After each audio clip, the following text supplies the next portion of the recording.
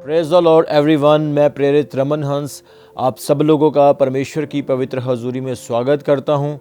मैं विश्वास करता हूं कि जो संदेश आज मैं आप सब लोगों के साथ शेयर करने जा रहा हूं, इस टीचिंग मैसेज से आप बहुत सारी ब्लेसिंग पाओगे। ये मैसेज जो परमेश्वर की आत्मा ने मुझे दिया है आपके लिए बहुत ही इम्पॉर्टेंट है, जिससे कि आप बहुत कुछ सीख सकोगे। और जो मैसेज मैं आप सब लोगों के साथ शेयर करने जा रहा हूं, उस मैसेज का टॉपिक है डिमोनिक ऑब्जेक्ट्स।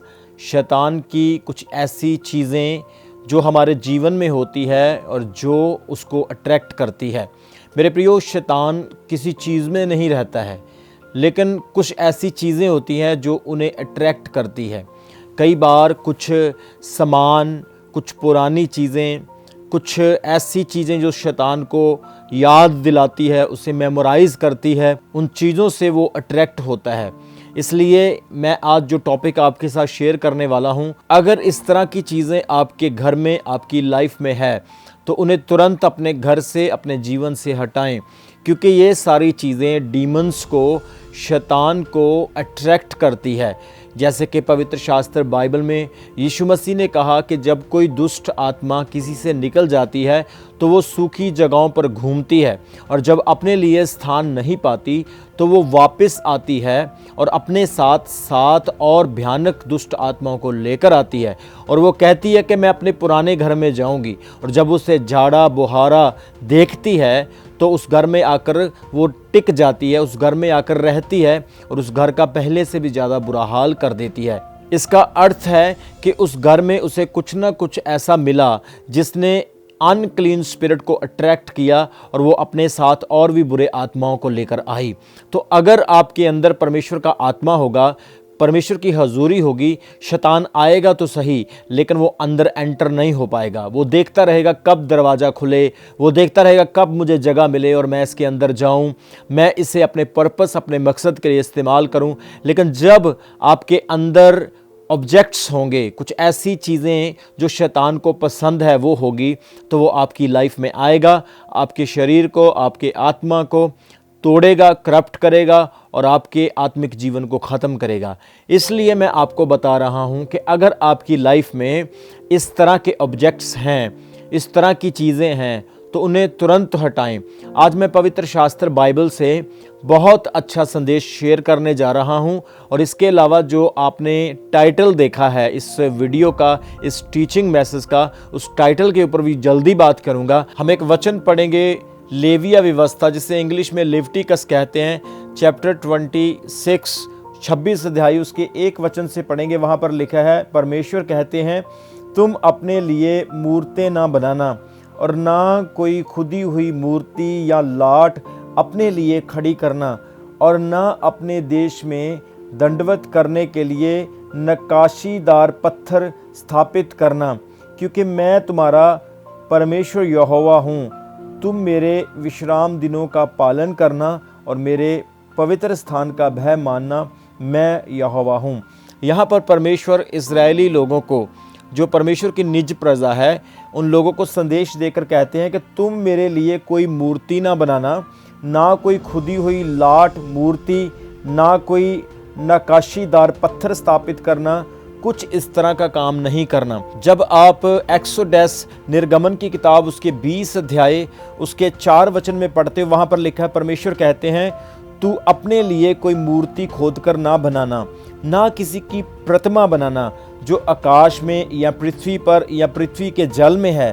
तू उनको दंडवत ना करना और ना उनकी उपासना करना, क्योंकि मैं तेरा परमेश्वर यहोवा जलन रखने वाला परमेश्वर हूँ।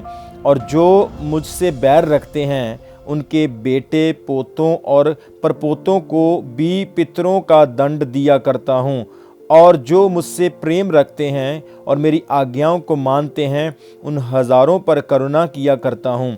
यहाँ परमेश्वर कह रहा है कि तुम कोई खुदी हुई मूर्ति, कोई ग्रेव की हुई, उकरी हुई प्रतिमा मत बनाना।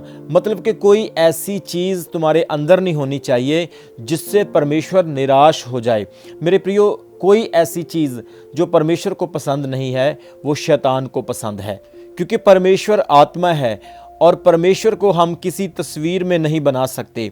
इसलिए आज बहुत सारे ऐसे लोग हैं जिनके जीवन में कुछ ऐसी चीज़ें होती हैं जो डीमंस को, जो शैतान को पसंद है, जो उनके अपने माइंड की कल्पनाएं होती हैं, जो उनके अपने ख्यालों से बनाई होती हैं, जो परमेश्वर और उसके वचन से कोई मेल मिलाप नहीं रखती, उनका कोई मीनिंग नहीं होता है। इसलिए परमेश्वर कहता है उन चीज़ों को तुम्हें अपनी लाइफ से हटाना होगा। मेरे प्रियो, हम एक और वचन की ओर ध्यान करते हैं। जब हम पढ़ते हैं यहोशू की किताब उसके 7 अध्याय, वहाँ पर परमेश्वर यहोशू से बात करते हैं, क्योंकि यहोशू और इस्राएली जहाँ जहाँ भी जाते थे परमेश्वर उन्हें जीत देता था, परमेश्वर उन्हें जयवंत करता था। बहुत सारे राजा, बहुत सारे लोगों के मन में इस्राएली लोगों का डर था, क्योंकि लोगों ने इतिहास पढ़ा था, वो गवाहियाँ सुनी थी कि यहोवा परमेश्वर ने किस तरह से विरोधियों को, दुश्मनों को हरा दिया और इस्राएलियों को जीत दी। सो इस वजह से यहोशू, इस्राएली जीतते आ रहे थे। लेकिन अब की बार यहोशू हार रहा था, उन्हें डिफीट का, शर्मिंदगी का सामना करना पड़ रहा था। और इस वक्त जब यहोशू इस परिस्थिति में है तो वो प्रार्थना करता है। 7 अध्याय यहोशू उसके 10 वचन में जब आप पढ़ते हैं, वहां पर लिखा है, यहोवा ने यहोशू से कहा, उठ खड़ा हो जा, तू क्यों इस भांति मुंह के बल पृथ्वी पर पड़ा है?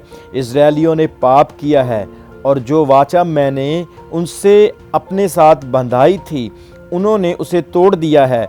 उन्होंने अर्पण की हुई वस्तुओं में से, आप इस लाइन को अंडरलाइन कर सकते हैं, उन्होंने अर्पण की हुई वस्तुओं में से लिया, वरन चोरी की भी और छल करके उनको अपने सामान में रख लिया। इस कारण इजरायली अपने शत्रुओं के सामने खड़े नहीं रह सकते। वे अपने शत्रुओं को पीठ दिखाते हैं, इसलिए कि वे आप ही अर्पण की वस्तु बन गए हैं। और यदि तुम अपने मध्य में से अर्पण की वस्तु का सत्यानाश ना कर डालोगे तो मैं आगे को तुम्हारे संग नहीं रहूंगा।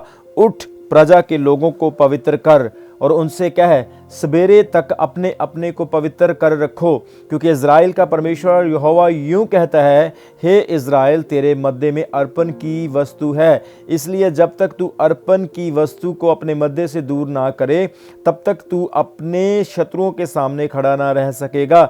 इसलिए सवेरे को तुम गोत्र गोत्र के अनुसार समीप खड़े किए जाओगे, और जिस गोत्र को यहोवा पकड़े वह एक एक कुल करके पास आए, और जिस कुल को यहोवा पकड़े वह घराना करके पास आए, और जिस घराने को यहोवा पकड़े वह एक एक पुरुष करके पास आए। तब जो पुरुष अर्पण की हुई वस्तुएं रखे हुए पकड़ा जाएगा, वह और जो कुछ उसका हो सब आग में डालकर जला दिया जाए, क्योंकि उसने यहोवा की वाचा को तोड़ा है और इज़राइल में अनुचित कर्म किया है। सो यहोशू जब प्रार्थना कर रहा था तो परमेश्वर से वो कहता है, परमेश्वर हम क्यों हार रहे हैं? परमेश्वर ने यहोशू से कहा, देख, इजरायलियों ने पाप किया है। प्रॉब्लम कहाँ पर है? लोगों का मन और आत्मा दोनों करप्ट हो चुके हैं। उन्होंने शैतान की चीज़ों को, अर्पण की हुई चीज़ों को, पंजाबी में लिखा है मनसियाँ हुई चीज़ां, इंग्लिश में लिखा डिवोटीज थिंग्स, वो चीज़ें जो परमेश्वर को पसंद नहीं, जो शैतान को पसंद है, जिनसे शैतान अट्रैक्ट होता है। देखिए यूहन्ना की अंजील उसके 4 अध्याय उसके 4 वचन में लिखा है, चोर चोरी करने के लिए, मारने के लिए और घात करने के लिए आता है, लेकिन यीशु मसीह कहते हैं मैं इसलिए आया ताकि तुम्हें जीवन दूं, बहुतायत का जीवन दे सकूं।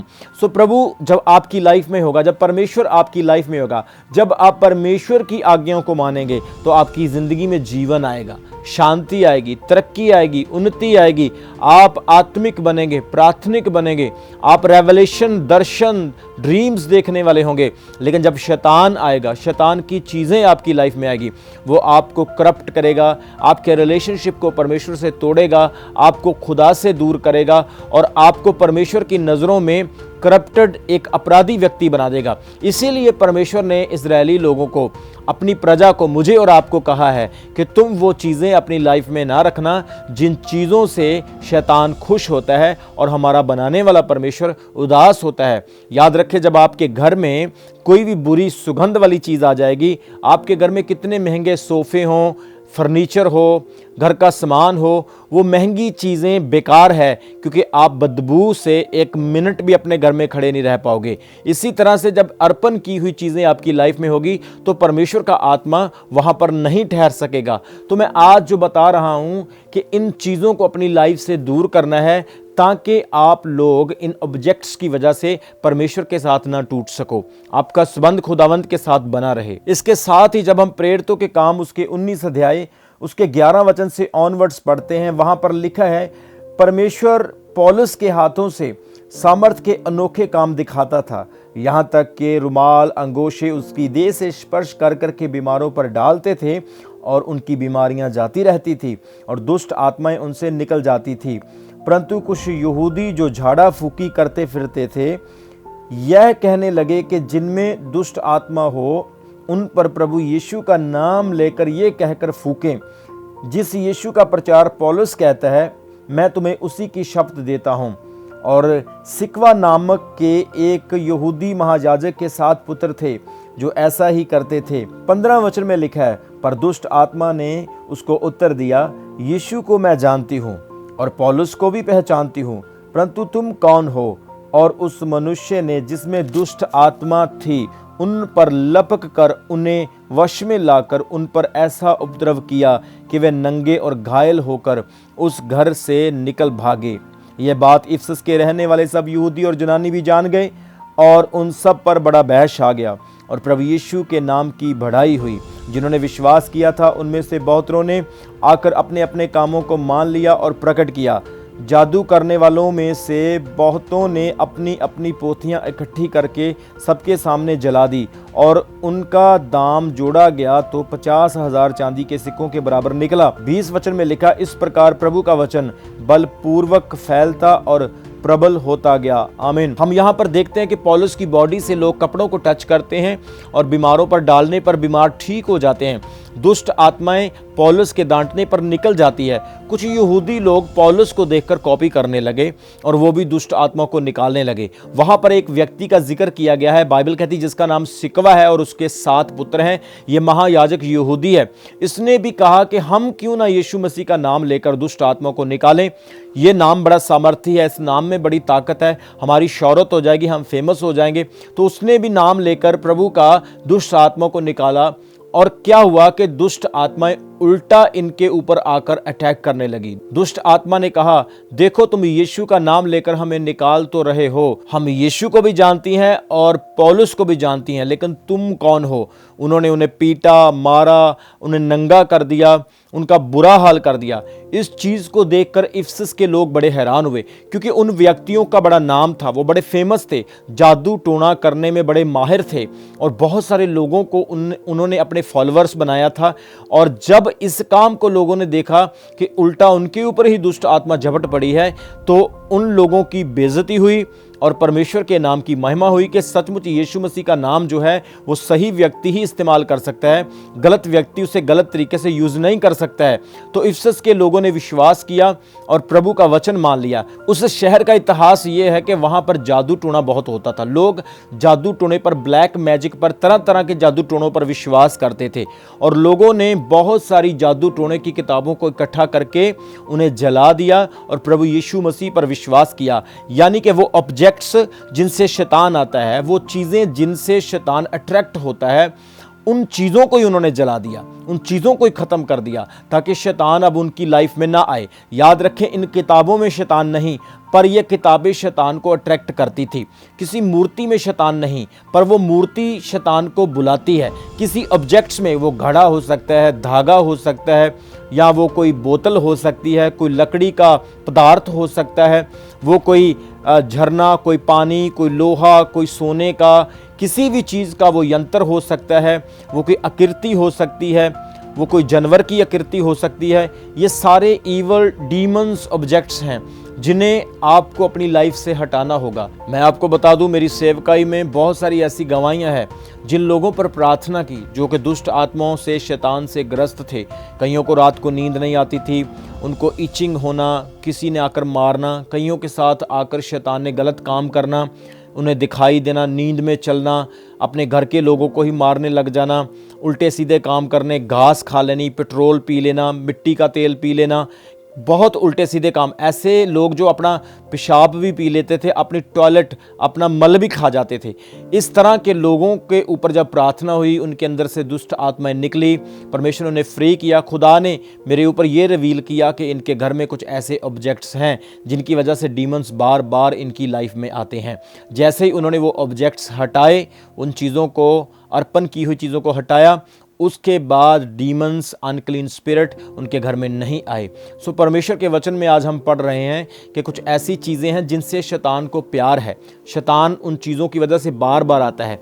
वो कहते हैं ना, जिस मेहमान को आप याद करते हो वो मेहमान आपके घर में आ जाता है। जब आप शैतान को दोबारा दोबारा याद करते हैं, आप कुछ ऐसे ऑब्जेक्ट्स, कुछ ऐसी चीज़ें अपने घर में रखे रहते हैं और वो दोबारा दोबारा आपके घर में आता है, उसे जगह मिलती रहती है। मैं आपको एक सच्ची कहानी बताने के लिए जा रहा हूँ। थॉमस बुशबी नाम का एक व्यक्ति जो इंग्लैंड में हुआ 1702 में, ये व्यक्ति पब में जाता था और वहाँ पर जाकर शराब पीना, ड्रिंक करना इसका शौक था। और पब में एक कुर्सी लगी हुई थी और ये उस कुर्सी पर बैठता था और ये उस कुर्सी पर किसी को भी नहीं बैठने देता था। ये कहता था ये कुर्सी मेरी है, जो कोई इस कुर्सी पर बैठेगा वो अपना जिम्मेवार खुद होगा। सो ये उस कुर्सी को बहुत प्यार करता था। कई लोगों से उस कुर्सी की वजह से इसका झगड़ा भी हुआ, यहाँ तक कि इसके ससुर उस कुर्सी पर बैठ गए और इस व्यक्ति ने अपने ससुर का कत्ल कर दिया, उसे मार दिया। उसके बाद एक औरत का गला घोट कर मार दिया और उस औरत की बेटी ने श्राप देकर कहा कि जो भी कोई इस कुर्सी पर बैठेगा वो मर जाएगा, वो जिंदा नहीं रहेगा। मेरे प्रियो, इस व्यक्ति को फांसी की सज़ा हो गई। उसके बाद जो भी कोई उस चेयर पर बैठा उसकी मौत हो गई। किसी की 2 साल बाद, किसी की 1 साल बाद, किसी की 6 महीने बाद, किसी की 1 महीने बाद, किसी की 1 घंटे बाद, किसी की इमीडिएटली डेथ हो गई। तो इस तरह से मौत का सिलसिला जारी रहा। मतलब कि उस चेयर के ऊपर जो भी कोई बैठता था उसकी मौत पक्की थी। लोग डरने लगे, घबराने लगे और उस चेयर को द चेयर ऑफ डेथ कहने लगे। बहुत सारी एजेंसीज ने इस केस को स्टडी किया, लेकिन वो इस केस को स्टडी करने के बाद कोई रिजल्ट ना पा सके और इस केस को अनसॉल्व्ड केस कहा गया, जो सॉल्व नहीं हुआ। तो आज भी ये केस अनसॉल्व्ड है, एक मिस्ट्री, एक रहस्य है। सो डीमंस, जो शैतान जो है वो मौत मांगता है। वो कहता है मेरी चीज़ को जो भी कोई छेड़ेगा, मेरी चीज़ पर जो भी कोई अधिकार करेगा, मैं उसे मारूंगा। शैतान का काम ही मारना है, लेकिन परमेश्वर का काम बचाना है। बोलो आमीन। तो मेरे प्रियो, उन चीज़ों को अपनी लाइफ में कभी ना लेकर आएं जो चीज़ें शैतान की है, जो उससे ताल्लुक़ रखती है। इसलिए परमेश्वर का वचन कहता है कि हमें उन चीज़ों को अवॉइड करना है, क्योंकि परमेश्वर का वचन परमेश्वर की आवाज़ है और जो कोई प्रभु की आवाज़ को नहीं सुनता है, शैतान और उसके काम उसकी लाइफ में आना स्टार्ट हो जाते हैं। इसको भरा होता है, ऐसे सांप बनाए हैं, खोपड़ियाँ बनाई है, उन्होंने बड़े भयानक भयानक से चिन्ह बनाए होते हैं। सो परमेश्वर का वचन हमें यह सिखाता है, तू अपने शरीर पर कोई चिन्ह, कोई मार्क ग्रेव ना करना, ना बनाना, क्योंकि तेरा शरीर तेरे परमेश्वर का। हमारे चैनल को सब्सक्राइब करें। हमारे चैनल का नाम है रमन हंस मिनिस्ट्रीज और नीचे दिए गए बेल आइकन पर प्रेस करें। आप हमें फेसबुक पर भी फॉलो कर सकते हैं। हमारा फेसबुक पेज है रमन हंस मिनिस्ट्रीज। हमारा प्रेयर लाइन नंबर है 0160500800।